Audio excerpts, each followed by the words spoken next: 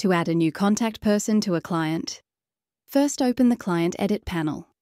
From inside this panel, you can add a new contact person to this client.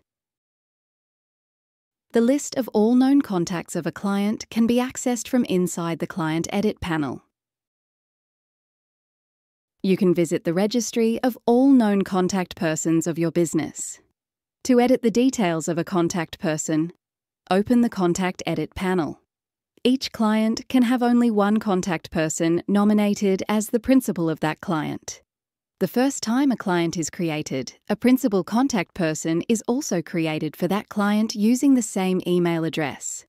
You can open the Edit panel of a non-principal contact person and nominate that contact to become the new principal of that business.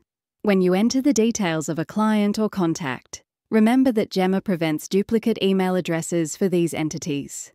The familiar icons at the top right corner of the Contact Edit panel are used for maximizing the panel size, monitoring email communication, assigning tags, writing notes, starting a conversation about this contact person, and accessing help material.